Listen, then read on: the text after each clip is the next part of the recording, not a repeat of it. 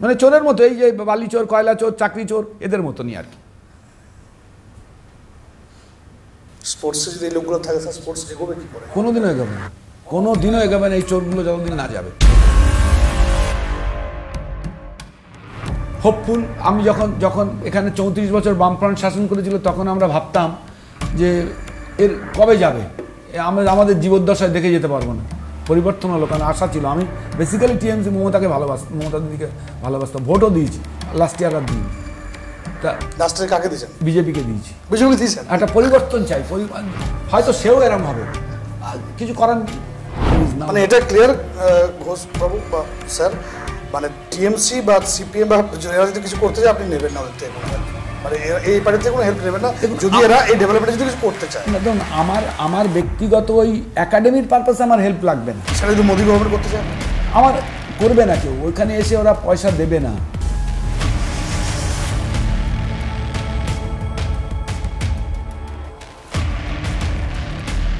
নমস্কার, আমি বিপ্লব কুমার সিনহা, আর আপনারা দেখছেন আমার সাথে BK spot file. Welcome to BK spot files. আর এই পড ফাইলসে যেখানে আমরা খুঁজি অনুপ্রেরণার গল্প আর তুলে আনি সেই মানুষদের যারা আপন ঘাম ঝরানো পরিশ্রমে বদলে দিচ্ছেন বাংলার ভবিষ্যৎ। আজকের পর্বে আমরা কথা বলবো এমন একজন ব্যক্তিত্বের সঙ্গে যিনি ক্রিকেট আর ফুটবলের গর্জনের মাঝেও টেবিল টেনিসের মতো নিঃশব্দ খেলাটিকে পৌঁছে দিচ্ছেন আলোয়। তিনি শুধু একজন কোচ না, তিনি একজন স্বপ্নদ্রষ্টা, একজন পথ প্রদর্শক। তিনি মিহির ঘোষ। মিহির ঘোষ টেবিল টেনিস একাডেমির আজ বাংলার গর্ব। এই একাডেমি শুধু খেলোয়াড় নয়, গড়ে তুলছে ভবিষ্যতের চ্যাম্পিয়ন। তাহলে চলুন শুনে নিই তার যাত্রার গল্প, চ্যালেঞ্জ, সাফল্য আর ভবিষ্যতের পরিকল্পনা। স্যার কেমন আছেন? ভালো আছি, নমস্কার, অনেক ধন্যবাদ আমাকে এখানে বলার জন্যে। কেমন চলছে স্যার? চলছে একাডেমি তো ভালোই চলছে। একাডেমির বয়স হচ্ছে 5 বছর, 5 বছর করেছি এটা, 5 বছর। কিন্তু টেবিল টেনিস জার্নিটা আমার অনেক দিনের। ইন দ্য ইয়ার 1982 যখন আমি player, I was young player, I played for Bengal, I played for country. তা 82 থেকে যাত্রা আজ এই দীর্ঘ 42 বছর। স্পোর্টস গুরু হওয়ার পর মানে আমরা শুনেছি যে আপনার একাডেমি থেকে অনেক খেলোয়াড় বেরিয়েছে যারা অর্জুন পুরস্কারও পেয়েছেন। হ্যাঁ, 2022 ধরুন নৈহাটি আমি টেবিল টেনিসটা শুরু করি 1982-তে। তখন আমি খেলছি, তখন তার একটা কারণ ছিল। কারণটা হচ্ছে আমাদের জেলা উত্তর 24 পরগনা বাংলার টেবিল টেনিস মানচিত্রে একদম পেছনের দিকে ছিল। তখন সবাই মজা করে আমাদেরকে 24 পরগনার জায়গায় 26 পরগনা বলে ডাকতো। আর আমরা যারা কয়েকজন সিনিয়র খেলোয়াড় ছিলাম, আমি, আমার একটা বন্ধু তপন দে, সেখানে আমেরিকাতে থাকে, সেও ভালো প্লেয়ার ছিল। তা আমরা ভাবতাম যে কবে এই নামটা পাল্টানো যায়, যে আমার একটা জেলা, মানে আমি যদি এইভাবে ভাবি যে এ মাটি আমার মা, এটা জেলাটাও আমার মা একটা সময়। আমি যখন বিলংস করছি একটা স্টেটে, তাকে যখন অন্য প্লেয়াররা বা অন্য বলে এ জায়গার কিছু নেই, এটা 26 পরগনা নাম, নিজেদের কেমন একটা লাগতো যে এই নামটা ঘোচাতে হবে। তা আমরা তখন খেলি, আর আমরা বিভিন্ন জায়গায় ঘুরে বেড়াই যে কোথায় একটু প্র্যাকটিসের জায়গা পাবো। কলকাতাতে খেলি, যখন যেখানে সময় পাই। তখন তো এত ইনফ্রাস্ট্রাকচার ভালো ছিল না, অনেক কিছু ছিল না, কোথাও একটা টেবিল, কোথাও 2টো টেবিল। তো আমরাও স্বপ্ন দেখতাম। আমি শুনি যে স্যার আপনি নিজের প্রভিডেন্ট ফান্ডের টাকা, সেটা পরে বলছি, মানে এটা আমি আর্লি স্টেজটা বলছি। 82 থেকে কিভাবে আমাদের শুরু যাত্রাটা 24 পরগনায় কিভাবে, মানে আপনি আপনার খেলার সময়টা কথা, খেলার সময় নিজে যখন একজন খেলোয়াড় ছিলেন। খেলার আচ্ছা আচ্ছা, যে সেই সময় কথাটা বলছি এই কারণে, তাহলে একটু বুঝতে সুবিধা হবে। এই কারণে বলছি যে তখন একটা স্ট্রাগল ছিল যে কি করে আমরা নিজেরা খেলবো এবং পরবর্তী প্রজন্ম তুলব, যে আমরা যেটা হতে পারিনি আমাদের আগামী প্রজন্ম সেটা হবে। তো এই করে আমরা খেলতাম আর কোচিং করতাম একটা জায়গায়। এই করতে করতে আমার যিনি গুরু ছিলেন সরোজ ঘোষ, উনি ইন্টারন্যাশনাল প্লেয়ার, আমরা ক্ষুদিরামে প্র্যাকটিস করতাম। তখন কিন্তু ওই 1982 আমরা কিন্তু সচ্ছল ছিলাম না, যে ভালো করে মানে ঠিকমতো বলতে গেলে প্র্যাকটিস করা বা তার যে আনুষঙ্গিক যে খরচ সেটা ঠিকমতো করতে পারতাম না। তো তখন বললে তুমি একটা কোচিং করবে? তা বললো হ্যাঁ স্যার করবো। কোচিং কোথায়? বলে নৈহাটি অ্যাথলেটিক ক্লাব, আপনারা নাম শুনেছেন, নৈহাটি অ্যাথলেটিক ক্লাব বিখ্যাত যারা ভলিবলের জন্য। সেখানে আমি 1 মাসের জন্য কোচিংয়ে যাই, 100 টাকা তারা আমাকে দেবে এবং টিফিন দেবে। মাসে মাসে 100 টাকা ইন দ্য ইয়ার 1982। এটা ধরুন জানুয়ারির সময়কার ঘটনা। আমি ওখানে গেলাম, জয়েন করলাম, 100 টাকা মাইনে, 1 মাসের কোচিং। তাও 1 মাস পরে বললো যে তোমাকে আর পয়সা দিতে পারবো না, খেতে দেবো, টিফিনটা দেবো তুমি যদি আসো। তখন সিস্টেম এরকমই, তখন লোকের পয়সা দেওয়ার ক্ষমতা। তখন আপনি কি শেখাতেন ওখানে? আমি নিজে খেলতাম আর বাচ্চাদের শেখাতাম, কিন্তু ওরা আর 1 মাসের বেশি এফোর্ট করতে পারবে না। বললো আপনি ছেলে চলে যেতে পারেন। তখন স্টুডেন্ট কিরকম ছিল? তখন ওই 10-12 জন স্টুডেন্ট এসছে, যারা ছোট ছোট বাচ্চা, তারাও ফ্রিতে শিখতো। তারা ক্লাবের সঙ্গে আমাদের সেটা। আচ্ছা আচ্ছা। বাট এটা ছিল তখন আমি আর আমার ওই বন্ধুটা মিলে আমরা কী করতাম, বাচ্চাদের খেলাতাম আর আমরা পরে নিজেরা প্র্যাকটিস করতাম। এটা ছিল। তারপরে যখন ওরা বললো যে পারবো না, তখন আমরা ঠিক করলাম যে আমাদের খেলার জায়গাটা দিন, আমরা ওখানে খেলবো আর বাচ্চাদের তৈরি করব। এই করতে করতে আমাদের জার্নিটা ওখানে শুরু। তারপরে আমি চাকরি পেয়ে গেলাম ফুড কর্পোরেশন অফ ইন্ডিয়ায় ইন দ্য আগস্ট মাসে আমি চাকরি পেয়ে গেলাম। চাকরি পাওয়ার পরেও আমি এই জায়গাটা ছাড়লাম না, ওখানে আমরা আমাদের তৈরি করতে লাগলাম। প্লে করতে করতে 1990-তে এসে আমাদের স্টুডেন্ট, তখন আমি তার মধ্যে বেঙ্গল খেলেছি, বাংলাদেশ খেলতে গেছি। বাই দিস টাইম আমাদের একটা স্টুডেন্ট, সে তখন ন্যাশনাল লেভেলে পারফর্ম করতে আরম্ভ করলো, ন্যাশনাল চ্যাম্পিয়ন হল। কি নাম ছিল? অমিত মুখার্জি। ফার্স্ট দুজনই মুখার্জি ছিলেন, ওহিকা মুখার্জি। ওরা তো পরের ব্যাচ। এটা হচ্ছে আমি বলছি 90s-এর কথা। সে ফার্স্ট আমাদের ব্যাচ, যে তারা থেকে ন্যাশনাল। আস্তে আস্তে আমাদের প্ল্যাটফর্মটা তৈরি হলো। তারপর থেকে এটা হিউজ জার্নি, যে ধরুন তারপর থেকে বিভিন্ন ক্লাবে কোচিং করা, ওই ক্লাব থেকে আমাদেরকে সরে যেতে হলো, আমরা আবার একটা নিজেরা ক্লাব করলাম রেলের জমির ওপরে, সেটা থেকেও চলে যেতে হলো। তারপরে আমি ঠিক করলাম যে আমি এবার যা করব নিজেই করব, যেখানে মানে প্লেয়াররা নিজের ইচ্ছা মতো খেলতে পারবে, যে গার্জেনরা যারা আসছে তারা তাদের লিবার্টি নিয়ে থাকতে পারবে, যাদের সম্মান দেওয়া হবে। ক্লাবগুলো এগুলো দিত না। আস্তে আস্তে যখন স্টাবলিশড হয়ে যায় তখন তারা তাদের কোচ কিংবা অন্যদের করতো না। সেই জন্য ঠিক করলাম যে আমি করবো। বাই দিস টাইম আমার চাকরির এন্ড লাইফ। তখন আমরা একটা জমি খুঁজতে গেলাম নৈহাটিতে। কলকাতার দিকে তো করতে পারবো না। করতে করতে আমরা একটা জমি পেলাম একটু ভেতরের দিকে, মাদ্রাল, এটা এখন কল্যাণী হাই রোডের কাছে। সেটা হচ্ছে 3 লাখ টাকা করে কাঠা। তা আমি রিটায়ার করছি ওই সময় লকডাউন সে আমরা তাকে বললাম, দেখুন আমি রিটায়ার করব জুনে, আপনি যদি আমাকে জমিটা করার পারমিশন দেন, আমি জুনে রিটায়ার করে টাকা পাবো, আপনাকে টাকা দেবো। সেই লোকটা কি ভেবে আমার ওপর কি করে বললো, ঠিক আছে আপনি কাজ শুরু করুন। একটা স্ট্যাম্প পেপারে লিখে আমরা কাজটা শুরু করলাম। তাতে লাভটা কি হলো, ধরুন লকডাউনে সব খেলাধুলো বন্ধ। আমার সঙ্গে তখন প্রায় 70-80 জন স্টুডেন্ট, মানে তারা সব অল ইন্ডিয়া ন্যাশনাল লেভেলে পারফর্ম করছে। কিন্তু ভগবানের একটা কি দেখুন, সেই টাইমটা খেলা বন্ধ, তার মানে প্লেয়ারদের প্র্যাকটিসের তখন দরকার নেই। ওই পিরিয়ডের মধ্যে তারপরে আমি রিটায়ার করলাম, আমি টাকা পেলাম, তাদেরকে পেমেন্ট করলাম। বাই দিস টাইম ওই লকডাউনের মধ্যেই কাজটা হয়ে গেল। আমরা 2021-এ কিন্তু আমরা ফুল ফ্লেজেডে স্টার্ট করলাম। এটা হচ্ছে টোটাল ঘটনা। এটা আপনার লাইফ। মানে এই টেবিল টেনিসের প্রতি ন্যাকটা কি করে এলো স্যার আপনার ছোটবেলা থেকে? মানে আপনি কি দেখে কি ইন্সপায়ার করেছিলেন? আমরা 71-এর উদ্বাস্তু, মানে 71 বাংলাদেশ ওয়ার যেই সময় হচ্ছে, আমরা সেই সময় বিতাড়িত ওখান থেকে। আচ্ছা। মানে ধরুন বাংলাদেশে আমাদের অবস্থা খুব ভালোই ছিল। রাতারাতি আমরা সেখান থেকে, আপনি বলতে পারেন স্ট্রিট ডগ যেমন, সেরকম যদি বলেন সেরকম কিচ্ছু নেই। কি বলছেন আপনি? কিচ্ছু নেই, নাথিং।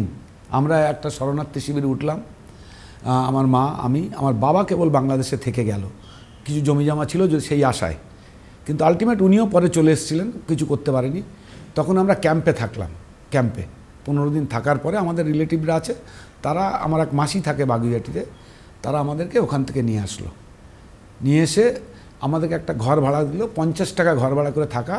কিন্তু সেটা খুব মানে হেভি স্ট্রাগল সেই সময়। আমার মনে আছে, আমি তখন ছোট 11 বছরের ছেলে। কে কে ছিলেন তখন আপনারা, মানে যখন এসেছিলেন এখানে? এখানে আমার 2 দিদি, দাদা, মা, আমি, বাবা বাংলাদেশে। সেই সময় ধরুন আমরা রেশন তুলতে যেতাম। আমার আজও অস্পষ্ট মনে আছে, আমরা সারাদিন ওই বসিরহাটের ক্যাম্পে রেশন তুলতে যেতাম। ওই চাল ডাল পেঁয়াজ নিয়ে মা রাত্রে আসবে, এবং সারাদিনে একটা পাউরুটি খেতাম। 20 পয়সা তখন দাম ছিল একটা পাউরুটির দাম, একটা পেছনে ওই পাউরুটি, ওই সারাদিন ওই খেয়ে, আর মা তো অভুক্তই থাকতো। ওই করতে করতে এখানে এসে থাকার পরে আমার দিদি একটু বড় ছিল, সে একটা দুধের ডিপোতে চাকরি করত, তারপরে টিউশন করত। এই করতে করতে কোনো রকমের সারভাইভ করা। আর আমার মাসির বাড়িটা, তারা অনেক সাপোর্ট করেছে আমাদের তাদের, মানে ওই সময় প্রচুর রিলেটিভরা এসছে এদিক থেকে ওদিক থেকে। আমার মাসির বাড়িরা খুব বড় লোক ছিল, তারা আমার মাসি খুব হেল্প করতো আমাদের, মানে সব রকম পয়সা দিয়ে, তারপর খাওয়ার দিয়ে। আমরা ধরুন খেতে বিকেলবেলা যাবো, টিফিন করছি না, মাসি দেখলে বুঝতে পারতো, মাসির বাড়িতেই আমরা খেতাম প্র্যাকটিক্যালি। এই করতে করতে একটা ওই প্ল্যাটফর্মটা পেয়েছিলাম, সেখানে আমার একা লড়াইটা করেন না, পুরো ফ্যামিলি লড়াই করেছে। হ্যাঁ, পুরো ফ্যামিলি, এভরিবডি করেছে সেইখানে। এবং 80 সালে আমি 100 টাকা মাইনের চাকরি করেছি একটা মেডিসিন শপে। সেই চাকরিটা কেমন, তার সঙ্গে বলা ছিল যে আমি কাজ করব, আপনি আমাকে খেলার সুযোগটা দেবেন, 3টের সময় আমি প্র্যাকটিসে চলে যাব। আমি বাগড়ি মার্কেট থেকে ওষুধ এনে দিতাম, এসে দিয়ে দোকানে, সকালের দোকানে যেতাম, সকালে মর্নিংয়ে এক্সারসাইজ করতাম, গিয়ে আবার গিয়ে প্র্যাকটিস করতাম। এইটা হচ্ছে সিনারিও। কিন্তু একটা কথা যে there is no substitute of hard work. আপনি যদি হার্ড ওয়ার্ক করেন তাহলে আপনি কিন্তু জীবনে দাঁড়াবেনই। তো ওই দাদার একটা টেবিল টেনিস বোর্ড ছিল, দাদা খেলতো, আমার এই মাস্টার দাদা। তা আমি আর ওখানে ওই প্র্যাকটিস করতাম। প্র্যাকটিস করতে করতে আমি ওদের মানে মোটামুটি ওই দেখে যাচ্ছে, মানে ওই দাদাকে দেখে আপনার মাইন্ডে এসে যে আমি এটা করবো, মানে ওখানে খেলি। একটা 20 পয়সা বলের দাম ছিল, মাসি পয়সা দিত, এটাও কস্টলি খুব, তখন আমাদের কিছুই নেই। পিং পং বল, ছোট্ট একটা বল, 20 পয়সা, পাইনিয়ার কোম্পানি, চাইনিজ বল ছিল, সেই বল দিয়ে। তখন মানে এখন যে পিং পং বলটা পিং পং খেলাই বলি, এটা অরিজিনাল নাম পিং পং। সেইটা থেকে শুরু করতে করতে তারপরে বিভিন্ন চ্যানেল, কোথায় যাব এই করতে করতে ওএমসি ঘুরে ঘুরে তারপরে খেলা। এই হচ্ছে আসল টেবিল টেনিসে আসা। এই মানে লড়াইটা আপনি করে এসেছেন এত বছর ধরে, এত ভাবে করে এসেছেন, এবং প্রচুর স্টুডেন্টকে আপনি শিক্ষা মানে প্রশিক্ষণ দিয়েছেন। কখনো কি আফসোস হয় না যে, বা মানে আপনি কি সরকার থেকে কোনোভাবেই কোনো হেল্প পাননি, বা কোনোভাবেই কোনো সাহায্যের হাত বাড়িয়ে দেয়? দেখুন, আপনি যদি মনে করেন কে কি করবে না করবে তার উপরে ডিপেন্ড, ধরুন আপনার কাছে কিছু নেই, আপনি একদম একটা লোক, আপনার কাছে কিচ্ছু নেই, আপনি কি করবেন? আপনাকে বেঁচে থাকতে হবে। দরকার হলে রাস্তায় চা বিক্রি করবেন। আমি চাও বিক্রি করেছি, বাড়িতে চা প্যাকেট করে সেটাও বিক্রি করেছি। তা যদি আপনার মধ্যে থাকে যে আমি জীবনে কিছু করব, স্টাবলিশড হব, বা আমাকে সারভাইভ করতে হবে, তাহলে কিন্তু এভরিথিং ইজ পসিবল।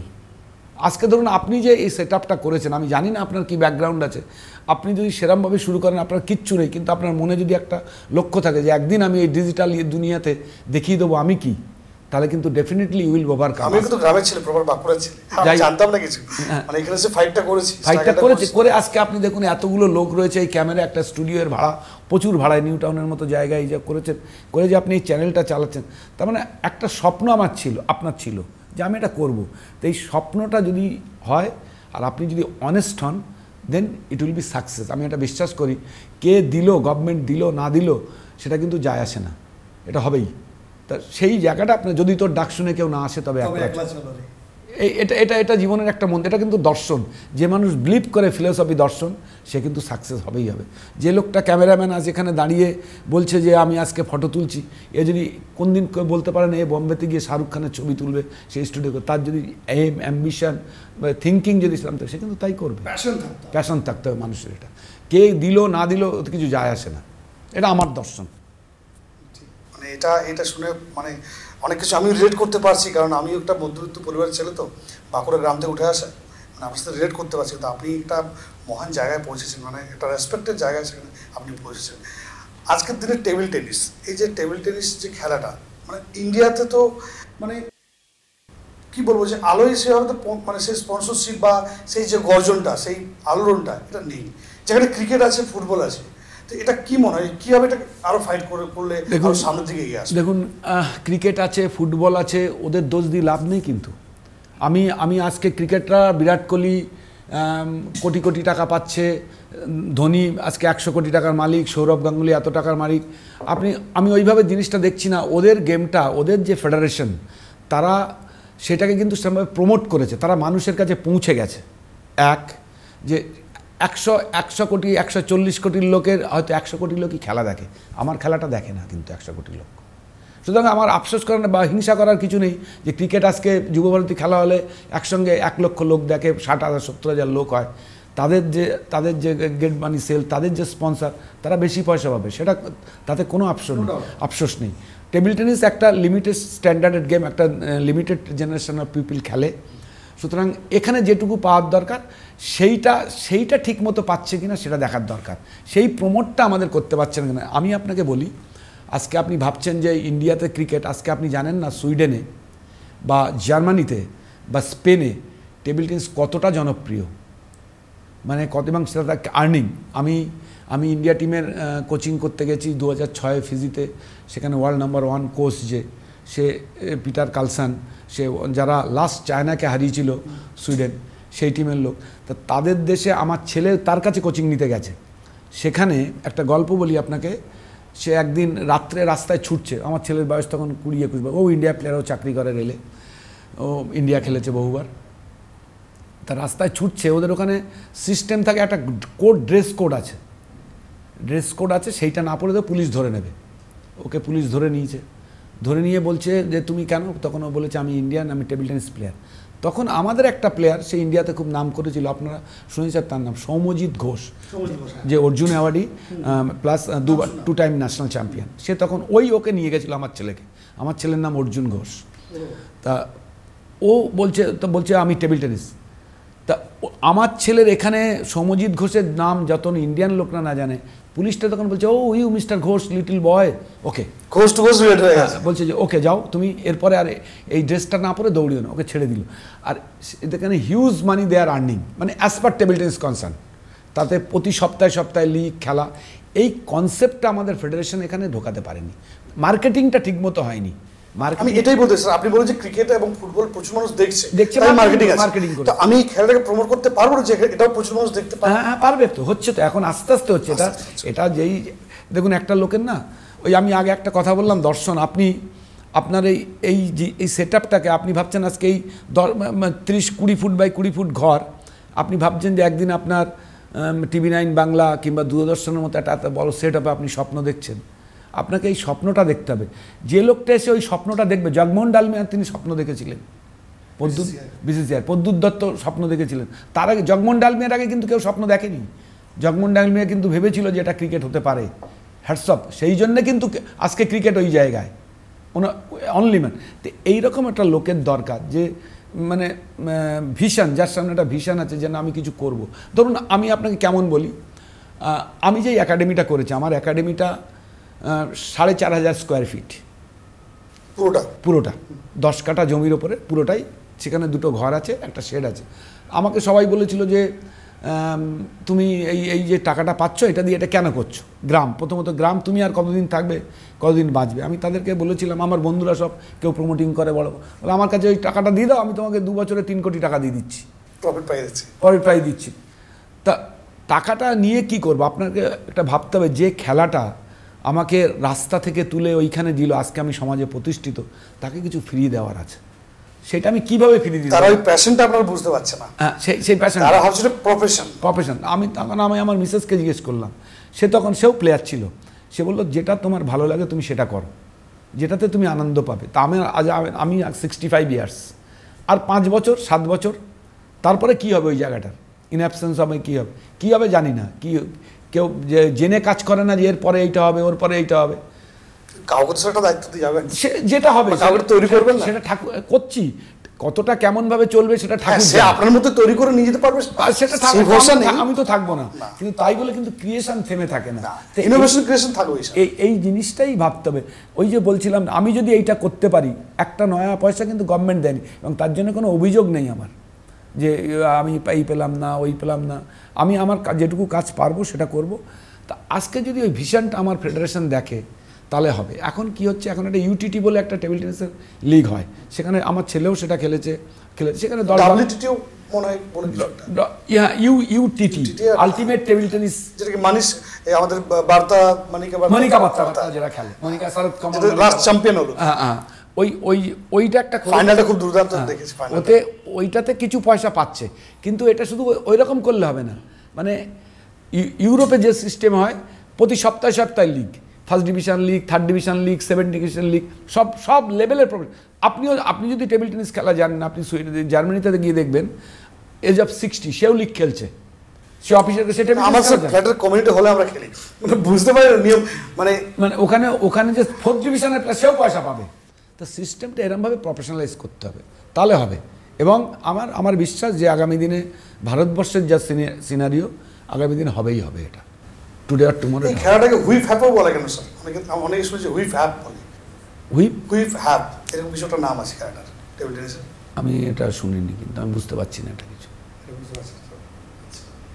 এই যে টেবিল টেনিসটা, এটা আপনি মানে যে নতুন জেনারেশন যারা শিখতে চাইছে, যারা মানে প্রশিক্ষণ চাইছে, যে প্রশিক্ষণ করে খেলাটাকে প্রফেশন হিসাবে নেবে, তাদেরকে আপনি কিছু বলবেন স্যার? দেখুন, আমি আজকের দিনে নতুন জেনারেশন বলছি, আমি সবার কথা বলছি, মানে ইনক্লুডিং আপনাদের ছেলে মেয়ে সবার কথা নিয়ে আমি বলছি একটা জিনিস, স্পোর্টস একটা অন্য লেভেলের জিনিস। স্পোর্টস একটা মানুষকে কমপ্লিট মানুষ তৈরি করতে সাহায্য করে। এক, তার মধ্যে পার্টিকুলারলি টেবিল টেনিস, এটা সায়েন্স গেজেটে প্রকাশিত এবং এটা সায়েন্স দ্বারা প্রমাণিত, এটা অসুখ সারে, এটা থেরাপি। টেবিল টেনিস গেমটা এমন একটা গেম। এইবার আপনার যে বাচ্চা আছে, আপনি কিভাবে তাকে বাঁচাবেন এই সমাজের এই অবক্ষয়ের থেকে, সেটা কিন্তু আপনার উপর ডিপেন্ড করছে। এবং sports can only do that. কেমনভাবে, ধরুন আজকে পড়াশুনো করবে, একটা অফ টাইমটা না, আইদার সে মোবাইল দেখবে, অল টাইম তাই দেখে স্যার, আইদার মোবাইল দেখবে, নালে কিছুদিন বড় হলে রাস্তায় যাবে, মদ খাবে, গাঁজা খাবে, টিটকিরি করবে, মেয়েরা হলে এই চলে যাবে, এটা হবে। আপনি যদি তাকে একটা টাইম এঙ্গেজ করেন, তাকে যদি যে কোনো একটা খেলায় দেন, তাহলে দেখবেন আপনি যে লেভেলের পড়াশুনো চাইছেন তার থেকে অনেক লেভেল স্ট্যান্ডার্ড হাই হয়ে গেছে। এক্ষেত্রে অনেক অনেক অনেক বাবা মাই তো চায় যে তাকে স্পোর্টসম্যান তৈরি করতে, কিন্তু অনেক সময় ক্রিকেট এবং ফুটবলে তো অনেক টাকা ইনভেস্টমেন্ট হয়, কিন্তু টেবিল টেনিস করতে গেলে আমার তো মনে হয় খুব একটা বেশি ইনভেস্টমেন্ট নেই। একদম ভুল ধারণা, কম সময় তো না, একদম ভুল ধারণা। একটু আছে ইনভেস্টমেন্ট, প্রচুর খরচ টেবিল টেনিস এখন। মানে আমি ইনিশিয়াল স্টেজটা আমি বলছি, আপনি যদি একটা ন্যাশনাল লেভেল প্লেয়ার হন, টেবিল টেনিস যে প্লাইটাতে যেটা খেলা হয়, সে প্লাইটার ধারণা নেই, প্লাইটার দাম মিনিমাম 20,000। তার উপরে দুটো রাবার পেস্ট করতে হয়, সেই রাবারটার দাম, একটা রাবারের দাম 5,000, নেট আছে আবার দু সাইডে, এবং তাতে যে আঠাটা দিয়ে লাগানো হবে সে আঠাটাও কস্টলি।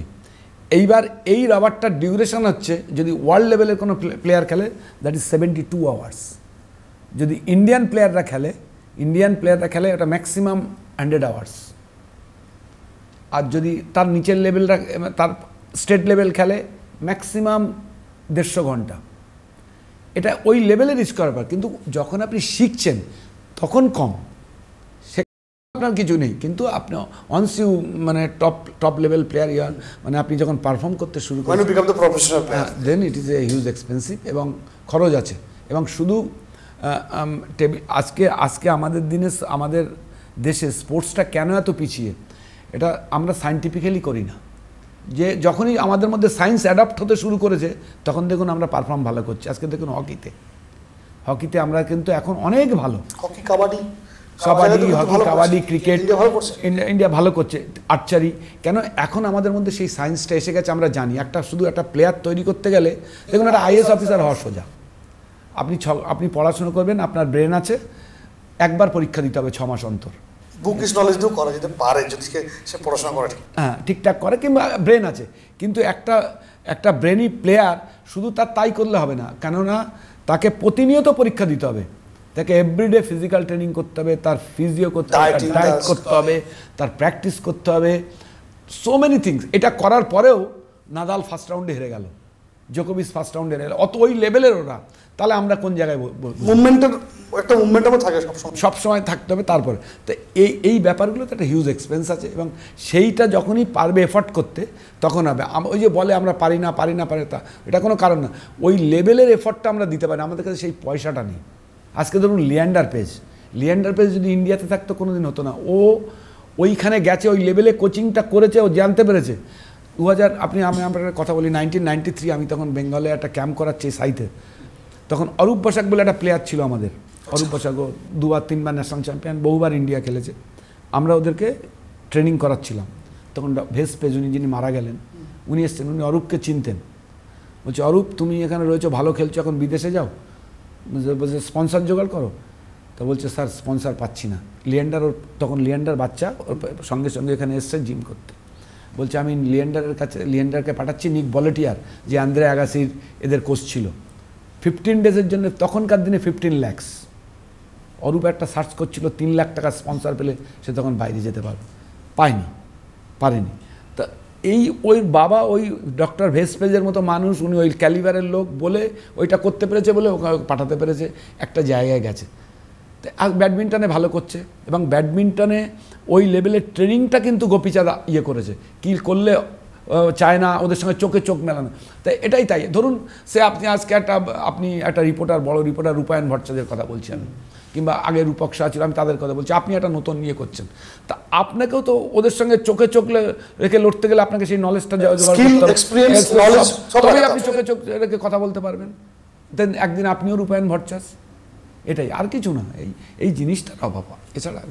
স্যার মিহির ঘোষ একটা নাম, টেবিল টেনিস কিন্তু স্যার একটা নাম, মানে এইরকম আরও অনেকে হয়তো ভারতবর্ষে আছে যাদেরকে দিয়ে আপনারা একটা ফেডারেশনের সাথে একটা বা সরকারের সাথে কথা বলে একটা কোনো ভালো সলিউশন বার করে এটাকে আরও বেশি প্রমোট বা ব্র্যান্ডিং করা যেতে পারে নাকি স্যার, যেটা আপনি দেখুন এটা আজকে আমি কিন্তু আপনি হয়তো এটা বলবেন যে আমি হয়তো কোনো দলের সমর্থক বা কি, তার কি সব কিছু বলছি না। আজকে ইন্ডিয়া গভর্নমেন্ট স্পোর্টস বাজেটে যা খরচ করছে এবং তার যা ভিশন, খেলো ইন্ডিয়া, আপনি নাম শুনেছেন, খেলো ইন্ডিয়া হচ্ছে, খেলো ইন্ডিয়াতে যা খরচ করছে, প্লেয়াররা যা ফ্যাসিলিটিস পাচ্ছে, এই খেলো ইন্ডিয়া করার পর থেকে কিন্তু আমাদের পারফরমেন্স লেভেল অনেক হাই হয়ে গেছে।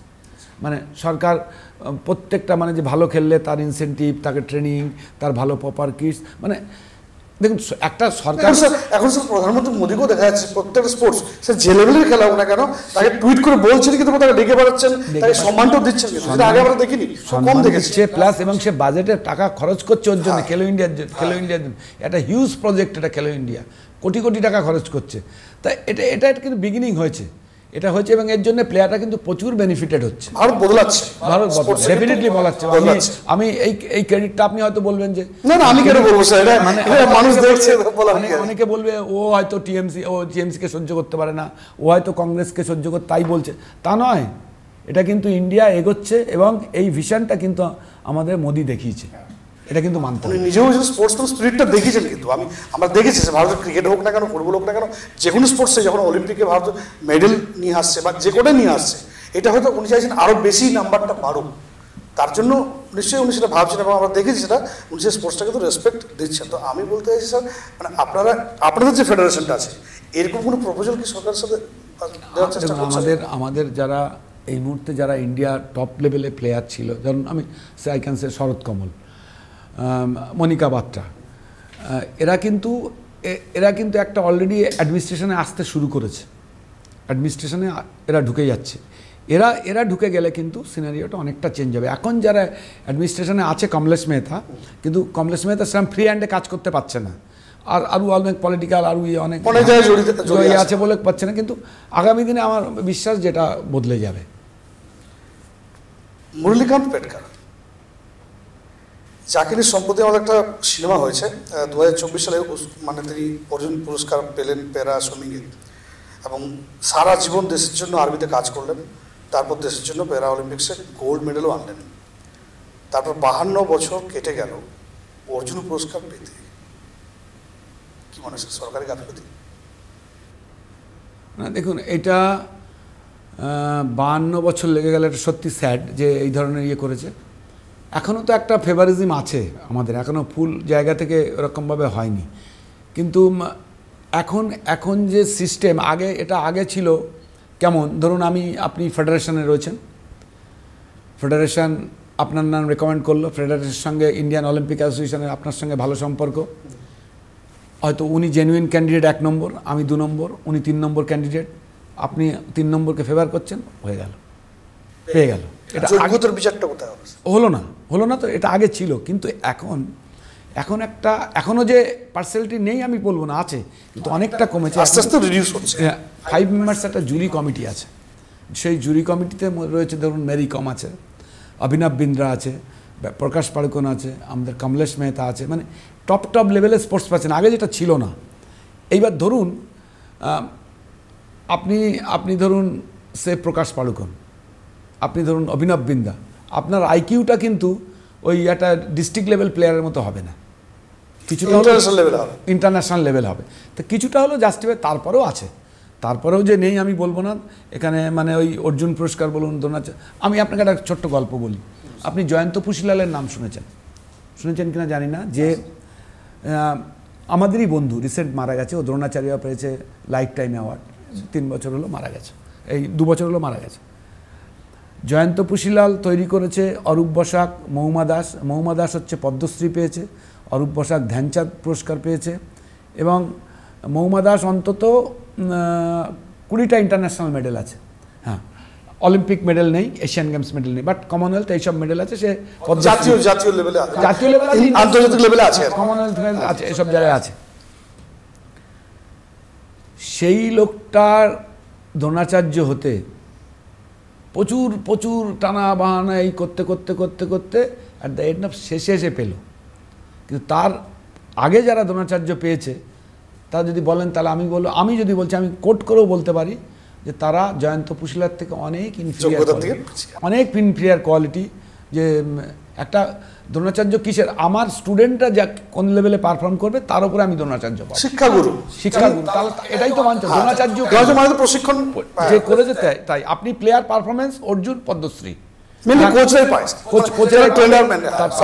তাহলে আজকের দিনের ক্রাইটেরিয়া হচ্ছে কমনওয়েলথ, এশিয়ান গেমস আর অলিম্পিক্স। যার স্টুডেন্ট এটা ভালো করবে তাকে জন্য বিবেচিত হবে। তাহলে দেখা যাচ্ছে যে জয়ন্ত পুশিলালের ছাত্রী মহুমা দাস যে 16টা ন্যাশনালস ফাইনাল খেলেছে, 6টা চ্যাম্পিয়ন, পদ্মশ্রী পেয়েছে, অর্জুন পেয়েছে, তাহলে তার এতদিন লাগলো কেন? হয়রাস অন্যটা আমি নাম তার বলছি না, সে তার নামই বলে ফেললাম, ভবানী মুখার্জি। সে কি করে পেল? লাইফ টাইম অ্যাচিভমেন্ট সে কীভাবে পাচ্ছে? সে ইন্ডিয়া টিমের পার্মানেন্ট কোচ, সে তখন কোচ ছিল পার্মানেন্ট। ধরুন আপনি একটা প্লেয়ার, আপনাকে আমি বানিয়েছি, ওই একটা প্লেয়ার জয়ন্ত পুশিলাল বানিয়েছে, ও একটা প্লেয়ার, এই নিয়ে ইন্ডিয়ার টিম হলো। সেই টিমটা যখন বাইরে গিয়ে পারফর্ম করছে, সে বলে দিচ্ছে অল আর মাই স্টুডেন্ট। কী করে হয় স্যার? এই সিস্টেমটা ছিল আগে, সেই জন্য তারা পেয়েছে। তার জন্য জয়ন্ত পুশিলাল একদিন, তা এইগুলো ছিল, আস্তে আস্তে বদলাচ্ছে, হোপ আরও বদলাবে। যারা জুড়ে দেয় তারা তো তাদের তখন তো বললাম ওই সিস্টেম ছিল, ওই ফেডারেশনের আপনি আমি টেবিল টেনিস ফেডারেশন, আপনি বললেন না হবে। ওদিকে সুরেশ কালমাদি বসে রয়েছে কংগ্রেসের, ও বললো যে কমনওয়েলথের চোর ছিল, যে 2010-এর কমনওয়েলথের চোর বেসিক্যালি ও। একটা অ্যাক্রেডিটেশন কার্ড, আমি বলছি কোড, একটা অ্যাক্রেডিটেশন কার্ড 5,000 টাকা বিক্রি হতো। অ্যাক্রেডিটেশন কার্ড করেছে কমনওয়েলথ গেমস, একটা এই যে কার্ড গলায় ঝুলছে, ওনার গলায় যে কার্ডটা ঝুলছে না, ওটা কত দাম হতে পারে আপনি বলুন? শিলা দীক্ষিত তখন চিফ মিনিস্টার, ওটার বিল হচ্ছে, যেটা সিএজি ধরেছে, যেটা 5,000 টাকা লেগেছে একটা অ্যাক্রেডিটেশন কার্ড। আমি অন্যগুলো বাদ দিলাম, মানে চোরের মতো, এই যে বালি চোর, কয়লা চোর, চাকরি চোর, এদের মতনই আর কি।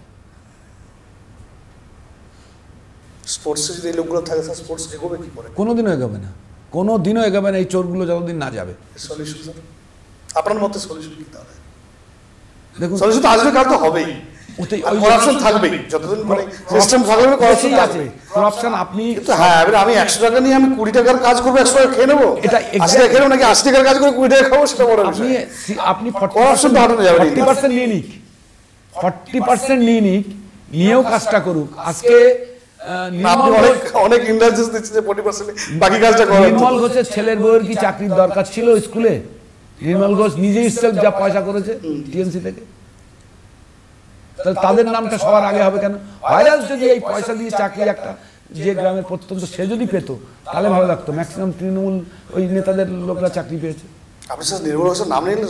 হ্যাঁ, তো কি আছে, কালকে ফোন করে যে মীর বাবু কি বলছেন? হ্যাঁ বলছি তো, সামনে বলেছি, আমি ভয় পাই না, আমার কোনো ভয় নেই। কি করবে? আপনাকে একটা গল্প বলি তাহলে। পার্থভৌমিক হচ্ছে আমি নৈহাটি যেখানে থাকি ওখানকার পার্থভৌমিক, আমাদের একটা রুম তৈরি। হ্যাঁ, উনি হচ্ছেন এমপি। আমাদের একটা ইলেকশন হচ্ছে, আমাদের দুটো অ্যাসোসিয়েশন ছিল, একটা হচ্ছে West Bengal table tennis association, আচ্ছা Bengal table tennis association. Bengal table tennis association সব থেকে পুরনো association, table tennis federation of India তৈরি হওয়ার আগের অ্যাসোসিয়েশন। আচ্ছা, আর সেই অ্যাসোসিয়েশনের টেবিল টেনিস ফেডারেশনের একটা কনস্টিটিউশন তৈরি করলো যে স্টেট বডি যেমন অল ইন্ডিয়া বডিকে তৈরি করে, স্টেট বডিকে তৈরি করবে ডিস্ট্রিক্ট বডি। ডিস্ট্রিক্ট তারা ভোট দিয়ে করবে, কিন্তু আমাদের স্টেপ বাই স্টেপ একটা মানে লেভেল থাকবে, আমাদের বিটিএর কনস্টিটিউশনে ছিল যে ধরুন 20টা ডিস্ট্রিক্ট তার ভোটিং পাওয়ার, 16টা ডিস্ট্রিক্ট করে ক্লাব করে অ্যাপ্লিকেশন দিয়ে রেখেছিল। তার মানে কি দাঁড়ালো, আপনি যদি ডিস্ট্রিক্টের ভোট কমও পান, ওই 16টা আপনার পকেট ভোট আছে, আপনি জিতে যাবেন, মানে আমার মনোপলি। টেবিল টেনিস ফেডারেশন বললো না, তুমি এটা বন্ধ করো, এটা হবে না। স্টেট যদি অল ইন্ডিয়া বডিকে ভোট দিয়ে তৈরি করে, স্টেট বডিকেও তৈরি করবে ডিস্ট্রিক্ট বডি। এইটা আমাদের বিটিটিএ মানছিল না। তার জন্য অনেক গিয়েটিয়ে করে কেস ফেস করেছিল। এইসব কেসে ওরা হেরে গিয়ে ওদেরকে ডিসঅ্যাপিলেট করে দিয়ে ওয়েস্ট বেঙ্গল টেবিল টেনিস অ্যাসোসিয়েশনকে ওরা অ্যাপিলেশন দেয়। অ্যাপিলেশন দিয়ে তখন তার প্রেসিডেন্ট হন সোমনাথ বাবু। সোমনাথ চ্যাটার্জি ছিলেন উনি প্রেসিডেন্ট। পার্থভূমিকের নামটা এইবার আমি বলছি সোমনাথ প্রেসিডেন্ট। এইবার আমরা তখন সোমনাথ বাবুর সঙ্গেই ছিলাম, আমরা যারা টেবিল টেনিস করেছি আমরা দিয়ে ওই করলাম। বাই দিস টাইম এই সরকার তারা বলল যে না, সোমনাথ বাবুকে সরিয়ে অন্যকে সেক্রেটারি করতে হবে, এই করতে হবে, 2-3টে অ্যাসোসিয়েশন হয়ে গেছে, মেলাতে হবে। তো এইবার এইটা করতে গিয়ে আমরা সোমনাথ বাবুর পার্ট হয়ে গেলাম। তখন অজিত ব্যানার্জি, যে মানে অজিত ব্যানার্জির নাম শুনেছেন? মমতার ভাই, মমতা সিএমের ভাই, উনিও তখন অ্যাসোসিয়েশনে একটা ছিল। উনি তখন আমাকে ফোন করে বলছেন আপনি আমাদের সঙ্গে আসুন। তো আমি বললাম দেখুন, আমি সোমনাথবাবুকে কথা দিয়েছি এবং আমি জেনারেল সেক্রেটারি ক্যান্ডিডেটে দাঁড়াচ্ছি এবং আমি জানি আমি একটাই ভোট পাবো, সেটা হচ্ছে আমার ভোট, আর কাউকে ভোট দিতে দেবেন না আপনারা, এবং তারা পারবেও না। ডাইরেক্ট একদম আমার সঙ্গে 40 মিনিট কথা হয়েছে, 40 মিনিট। বলছেন আপনি প্লিজ, আপনি আমাদের সঙ্গে। দেখুন, আমি যখন কমিট করেছি ওনাকে, সোমনাথবাবুকে, আমি ওনার সঙ্গেই থাকবো। কিন্তু হলো, আমি বললাম দেখুন, আপনি এখানকার অল ইন অল সিএমের ভাই, দাদা আপনি, পার্থভৌমিক আপনার দলের লোক, আমি যেখানটা টেবিল টেনিস করি সেটা পার্থভৌমিক নৈহাটি। আমাকে বলুন না, আমাকে বলবে ভাই তুমি এখান থেকে চলে যাও, তোমাকে আর এখানে টেবিল টেনিস করতে হবে না, তুমি আমাদের সঙ্গে না করো না, আমি চলে আসবো। হয়তো বড় জোর একটা চড় মেরে বের করে দিতে পারে। ঠিক বলছেন আপনি। হ্যাঁ, তাই তো করবে।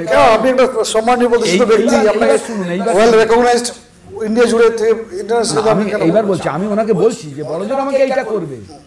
এবার পরে 2 দিন বাদেই পার্থদা আমাকে ডাকলো। পার্থদার সঙ্গে আমার ব্যক্তিগত খুব ভালো পরিচয়। বললো মিহিরদা এরকম ফোন করেছিল অজিত? হ্যাঁ করেছিল, আমাকে বলছে তো। বললাম এটা দেখুন না, উনি ইলেকশনে। বললাম দেখুন পার্থদা, আমি যাব না, আইদার আপনি আমাকে এখান থেকে তাড়িয়ে দিন, নাহলে আমি যাবো না। আমি সোমনাথবাবুকে কমিট করেছি, আমি ওখানে ওনার সঙ্গেই থাকবো, তাতে আমার যা হয় হবে।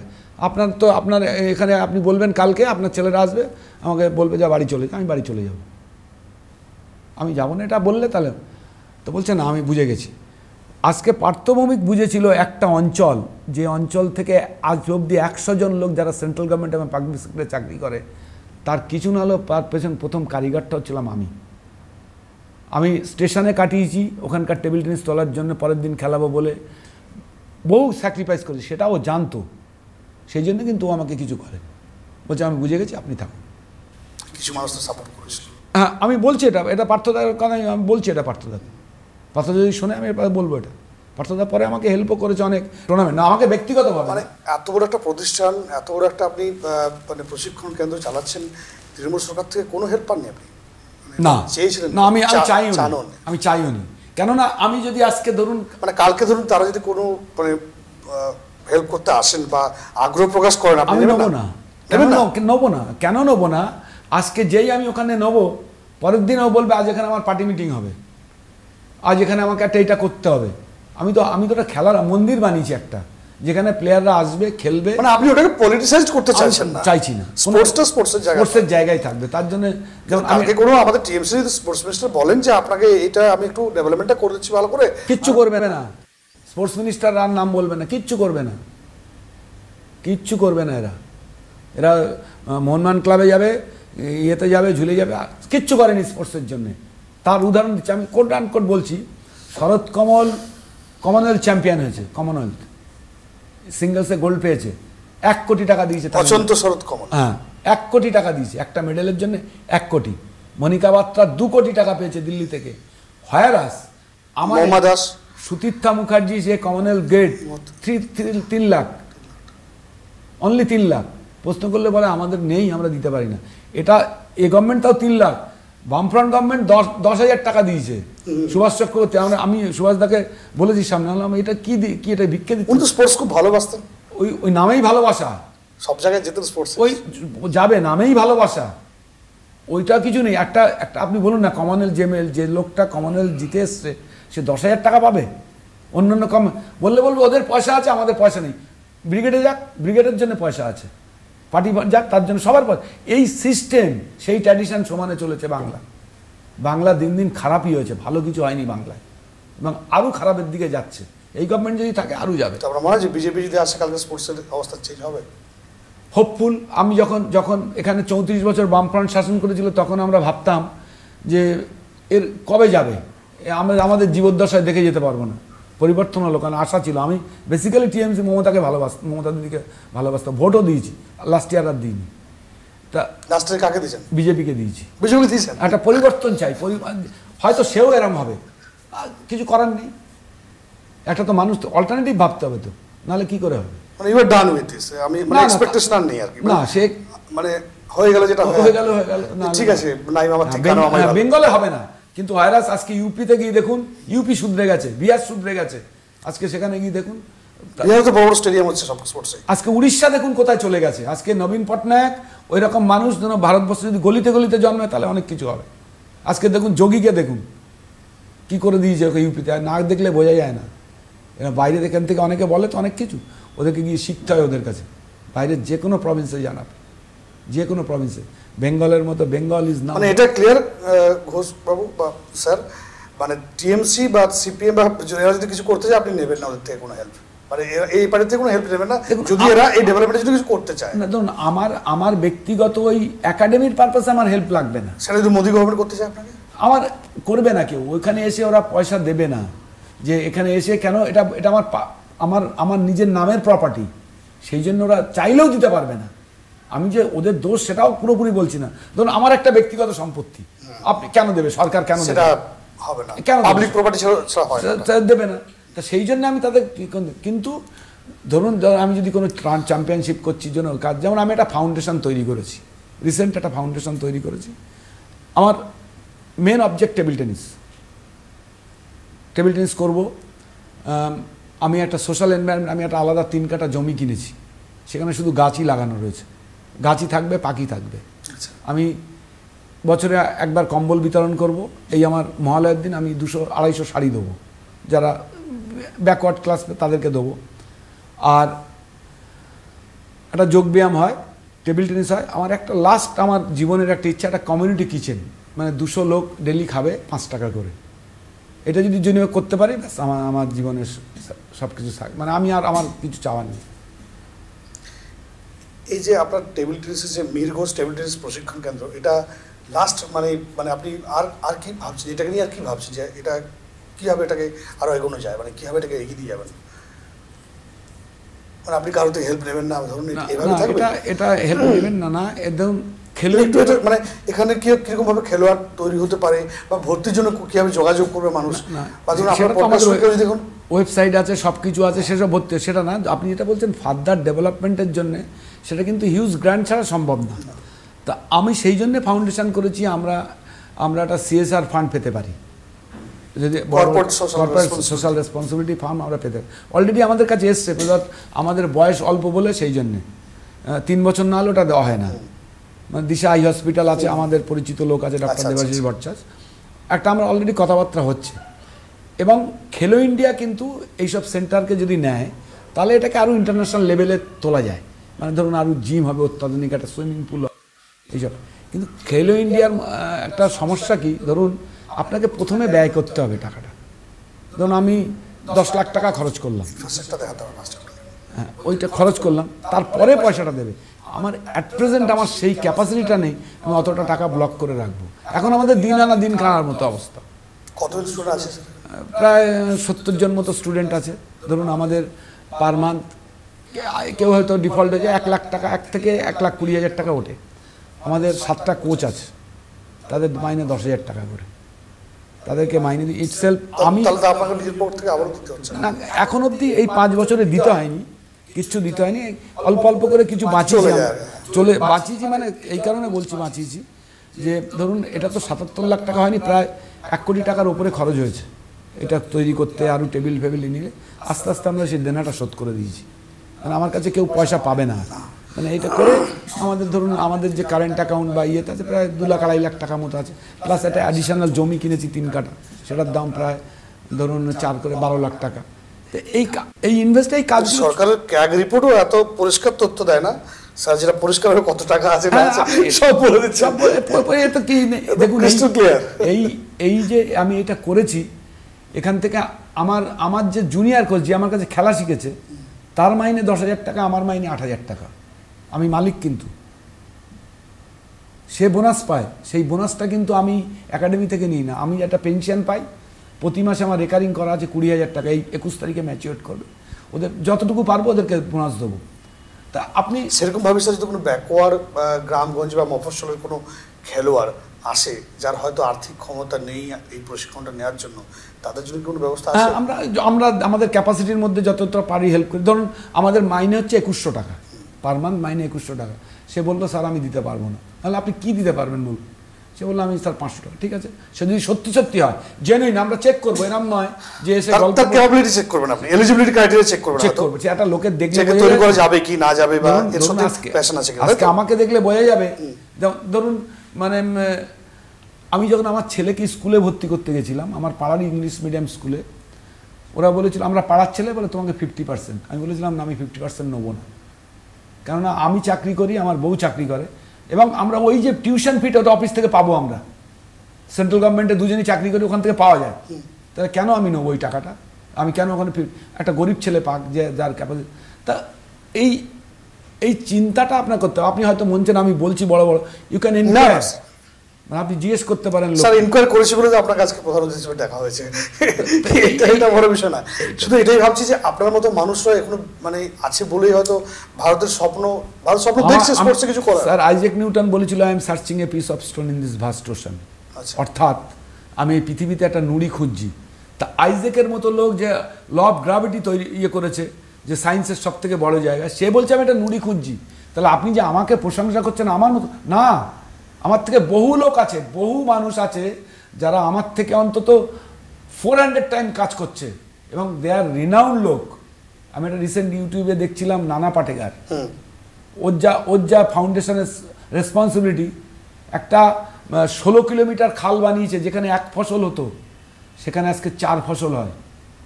তারা ওই কেবিসির ইয়েতে এসছে, সে টাকা জিতেছে 12 লাখ টাকা। অমিতাভ বচ্চন তখন বলছে যে তুমি এটা কাজে লাগবে, বলছে আমার এই টাকাটা দরকার নেই, তোমাকে দরকার, তুমি আমার একাডেমিতে এসো। বলছে আমার একাডেমির যেদিন এই ফাউন্ডেশনের 1 বছরে আমি 60 কোটি টাকা পেয়েছি। আর সেই সব লোকেরা এসছে ব্যাকওয়ার্ড ক্লাসে, বলছে ভগবান দেখিনি, এই হচ্ছে ভগবান, চারিদিকে করে দিচ্ছে। তো প্রচুর লোক আছে, প্রচুর লোক কাজ করে, সচিন তেন্ডুলকার কাজ করে, আমাদের গৌতম গম্ভীর কাজ করে, যারা বড় বড় আছে সবাই। গৌতম গম্ভীর তো মানে জেনাতে জর্জরিত হয়ে গেছিল এই ফাউন্ডেশনের কাজ। তাহলে আমরা তাদের কাছে কিছুই না, একজন কি ডক্টর না কি আছে, কত হার্ট সার্জারি করেছে, আপনি ভাবুন তো। তাহলে সব ফিল্ডে স্যার অনেক মানুষ আছে, প্রচুর আছে বলেই চলছে এখন, আছে বলেই চলছে। কিন্তু স্পোর্টসটা বলছে, যেটা বিদেশে আমাদের চায়না বা ইউরোপিয়ান কান্ট্রিগুলোতে যে স্পোর্টস মানে একটা হচ্ছে অতপ্রথম জড়িত করতে হবে, মানে কম্পালসারি।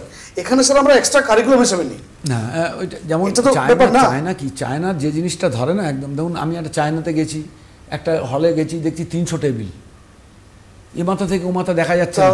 প্রত্যেকটা কেন ওরা চায় না, প্রত্যেকটা টেবিলে একটা করে কোচ দাঁড়িয়ে রয়েছে, মানে ধরুন একটা 3 ঘন্টার। কি মনে হচ্ছে আমরা কত বছর পিছিয়ে আছি? আমরা 200 বছর পিছিয়ে আছি ওই করতে গেলে।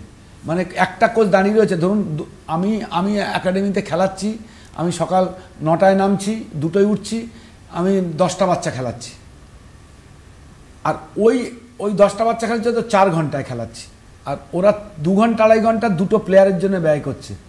অটোমেটিক্যালি এরকম স্ক্রিনিং হচ্ছে, হতে হতে হতে হতে বিভিন্ন সেন্টারে ন্যাশনাল সেন্টারে যাচ্ছে, তবে মালাঙ্গের মতো প্লেয়ার তৈরি হচ্ছে। বরঞ্চ ইন্ডিয়ানরা বেটার, এই কমে থেকেও সিধু তৈরি হয়, সাইনা নেওয়াল তৈরি হয়। যদি আমাদের ইন্ডিয়ান মানুষরা পায় বা প্লেয়াররা পায়, কোন লেভেলে পৌঁছে যাবে ইন্ডিয়া? ধরুন প্রতিটা মানুষ, ধরুন সে এই যারা এখানে কাজ করছে, মানে প্রচণ্ড হার্ডি এবং প্রচণ্ড নলেজেবল, তারা অন্য বিদেশিদের থেকে আমরা কোনো অংশে কম নয়, কিন্তু আমাদের সেই সুযোগ সুবিধা নেই। হয়তো আসবে কোনোদিন, একদিন হোপফুল সেটা। স্যার আমরা পড়াশোনা করে ডিসাইড করি আমরা কি চাকরি করব, আর ওখানে সেটা কি মানে এটা চাকরিটা আগে ডিসাইড করে কি করছে, সেভাবে পড়াশোনাটা করে, স্কিলটা অনেক সবসময় আগে এগিয়ে থাকে। এক্স্যাক্টলি। স্যার লাস্ট একটাই প্রশ্ন করবো যে আপনি কিছু যারা নতুন জেনারেশন যারা শিখতে চায় তাদেরকে দুটো কথা বলুন যে এটা কি প্রফেশন হিসাবে তারা নিতে পারবে নাকি খেলাটাকে প্যাশন হিসাবে রাখবে? দেখুন, আপনার এই উত্তর দেওয়ার আগে কিছুক্ষণ আগে আপনি একটা বলছিলেন যে আমরা ইন্ডিয়ানরা পারবে কি পারবে না, তার একটা ছোট্ট উদাহরণ আপনাকে দিয়ে তারপর ওর উত্তরটা আমি দিচ্ছি। সুতীর্থা মুখার্জি, ঐকা মুখার্জি, নাম শুনেছেন আপনি? মুখার্জি মানে ওরা দুজনে একসাথে, ওরা আমার স্টুডেন্ট, মানে 5 বছর বয়স থেকে আমার কাছে খেলেছে। ওরা একমাত্র প্লেয়ার যারা এশিয়ান গেমসে ব্রোঞ্জ মেডেল পেয়েছে। কাদেরকে হারিয়ে? চায়নাকে হারিয়ে। ওয়ার্ল্ড নাম্বার 1, ওয়ার্ল্ড নাম্বার 2 যে পেয়ারটাকে ওরা হারিয়েছে কোয়ার্টার ফাইনালে, তারা 14 সাল থেকে 2022 অবধি আনবিটেন। কেউ অলিম্পিক চ্যাম্পিয়ন সিঙ্গেলসে, ওয়ার্ল্ড চ্যাম্পিয়ন, এশিয়ান চ্যাম্পিয়ন। তারা ওদের কাছে হেরেছে এবং চায়নাতে দাঁড়িয়ে চায়নার লোকেরা ওদের থেকে অটোগ্রাফ নিচ্ছে। তাহলে এটা আমি কি বলতে চাইছি? তার মানে বলতে চাইছি যে ইন্ডিয়ারা কিন্তু পারে, নাথিং ইজ ইম্পসিবল। তাহলে এটা ওই লেভেল থেকে দেয়ার একদম জেনারেল ফ্যামিলির ছেলে, তার মা বাবাদের দেখলে আপনি বুঝতে পারবেন এরা এই করেছে। তাহলে এটা যদি তারা সম্ভব, তাহলে ভারতবর্ষও পারবে অলিম্পিকে মেডেল, এটা বিশ্বাস করি। এবং টেবিল টেনিসে অলিম্পিকের মেডেলটা এসে যেত, আসেনি শুধু আমাদের ফেডারেশনের জন্যে। কেন সেটা একটা বলি, এই অলিম্পিক্সে যাওয়ার জন্যে একটা কোয়ালিফিকেশান হয়, কোয়ালিফিকেশান খেলতে হয়। ইন্ডিয়া সেই কোয়ালিফিকেশানটা খেলছিল। আমরা স্পেনের কাছে যদি আমরা হেরে যাই, তাহলে আমরা অলিম্পিক্সে যেতে পারবে না, আমাদের ইন্ডিয়ান টিম, মহিলা টিম যেতে পারবে না। সেইখান থেকে দাঁড়িয়ে আমরা 2 গেমস ডাউন, ওইকা কত একটা ডাউন, সেইখান থেকে ওইকা 2টো রিভার্স জিতে, ডিসাইডার জিতে আমরা স্পেনকে হারালাম, আমরা অলিম্পিক কোয়ালিফাই করলাম। অলিম্পিক কোয়ালিফাই করার পরে আমাদের সিলেকশন ক্রাইটেরিয়াটা কি হলো? ইন্ডিয়ান টুর্নামেন্টের পয়েন্টস আর ইন্টারন্যাশনাল পয়েন্ট যোগ করে যারা 1, 2, 3, 4 হবে তারা টিমে যাবে। এইবার দেখা গেল যে মেয়েটা ওহিকার জায়গায় গেল, অর্চনা কামাত, সে ইন্টারন্যাশনালি প্রচুর বেশি টুর্নামেন্ট খেলেছে নিজের পয়সা খরচ করে, ওহিকা যেতে পারেনি, 10 পয়েন্ট কম। তার জন্য তাকে টিমে সিলেকশন দেওয়া হলো না এবং ইন্ডিয়া হারলো কোরিয়ার কাছে এবং কোয়ার্টার ফাইনালে জাস্ট ন্যারোলি মিস দা। ওই ম্যাচটা যদি ওইকা থাকতো মনিকার সঙ্গে, আমরা কিন্তু সেমিফাইনালে পৌঁছে যাই, মেডেল আমাদের কিন্তু কনফার্ম ছিল। এটা গেল, এটা আমাদের হয়নি। অলিম্পিক মেডেলটা কিন্তু টেবিল টেনিসে এসে যেত এবং সেটা বাংলার হাত ধরেই আসতো, সেটা হলো না। যাই হোক, সেটা দুর্ভাগ্য, মিসক্যালকুলেশন আর মিসম্যানেজমেন্ট অফ এগুলো পাইয়ে দেওয়ার রাজনীতি আর কি, আর কিচ্ছু না। এই জায়গাটা এটা করলো। একটা ধরুন আপনি বাইরের টুর্নামেন্ট খেলতে হবে, এখন সিলেকশনটা এরকম যে যত ইন্টারন্যাশনাল খেলবে পয়েন্ট পাবে, কিছু সরকার খেলার জন্য পয়সা দেবে, কিছু আপনাকে ব্যক্তিগতভাবে খেলবে। আমি মিহির ঘোষ, আমার বাবা কেরানি, যেটা সরকার পয়সা দিচ্ছে সেটা খেলছি। আপনি মুকেশ আম্বানির ছেলে, আপনি সরকারের পয়সাটাও খেলছেন, নিজেও গিয়ে আবার খেলছেন, অটোমেটিক্যালি পয়েন্টটা বেশি হয়ে গেল। ইন্ডিভিজুয়াল ইকোনমিক ক্যাপাসিটি বেশি ছিল, সেই জন্য 10টা পয়েন্টের ডিফারেন্স ছিল, তাও একটা টুর্নামেন্টও ভিসা পায়নি বলে যেতে পারেনি বলে, সেইটার জন্য এটা করলো। আর যেটা বললেন যে আগামী প্রজন্মের কাছে আমি একটাই আমার বার্তা, আপনাদের সবার কাছে বার্তা, যে যে কোনো গেমসে আপনার বাচ্চাকে দিন, যে কোনো গেমসে বাচ্চাকে দিন। ইন্ডিয়ান স্পোর্টস আরও অনেক হাইপ হবে এবং এটাকে আপনারা প্রফেশনালি নিতে পারেন। বহু স্কোপ আছে আমাদের, যেমন আপনি ন্যাশনাল লেভেলে মেডেল পেলে সরকারি চাকরি কিন্তু বাঁধা একদম। আজকের দিনে একটা সরকারি চাকরি মানে অনেক কিছু। ধরুন আমার মতো লোক, আমি বলছি আজকে আমি 60,000 টাকা পেনশন পাই, রিটায়ার করেছি, কত টাকা করে কামিয়েছি, কত কিছু করেছি, সোশ্যাল রেসপন্সিবিলিটি কত কিছু হয়েছে। সুতরাং যে কোনো একটা স্পোর্টসে আপনি দিন, এবং যদি সে প্রফেশনালি ক্লিক না করতে পারে তাহলেও দেখবেন তারও একটা উপায় আছে। কি বলি, আপনি ধরুন স্কুলে যারা 1st, 2nd, 3rd বয়, তাদের জন্য অসুবিধা নেই, যে লাস্ট বয় সে কি করবে, এটা চিন্তা তো। তা আমি টেবিল টেনিস কনসার্নে বলতে পারি যে লাস্ট বয়, আজকে আমার কাছে যারা লাস্ট বয়, যারা কোচিং করে এবং যারা বিপিএড করে, তারা স্কুলে চাকরি করে, লোকে তাদেরকে স্যার বলে, দে আর আর্নিং নট লেস দ্যান 30,000, যেটা আপনি এখন একটা আইটি হয়েও পাবেন না, কিংবা সেই পেশারও নেই বা সেই রেসপেক্টও আছে কিনা আমি জানি না, কিন্তু এখানে আপনাকে স্যার বলবে। তো অন্তত আপনি ধরুন এইটাই করুন যে আমার কিচ্ছু হলো না, কিন্তু আমার নিজে পেটের ভাতের কোনো অভাব হবে না, এটুকু গ্যারান্টি কিন্তু স্পোর্টস দিচ্ছে। Really he is a sportsman and স্পিরিটটা সবসময় স্পোর্টসম্যানের মতোই ওনার আছে। তো উনি সুস্থ থাকুন, স্বাভাবিক থাকুন, আরও অনেকগুলো বছর আপনি টেবিল টেনিসকে দিন এবং আরও অনেক ভালো ভালো প্লেয়ার ভারতের বুকে উঠে আসুক, যারা জাতীয় স্তরে বা আন্তর্জাতিক স্তরে আরও মেডেল নিয়ে আসতে পারে ভারতবর্ষে। সব ভালো থাকবেন, সুস্থ থাকবেন। নমস্কার, ধন্যবাদ।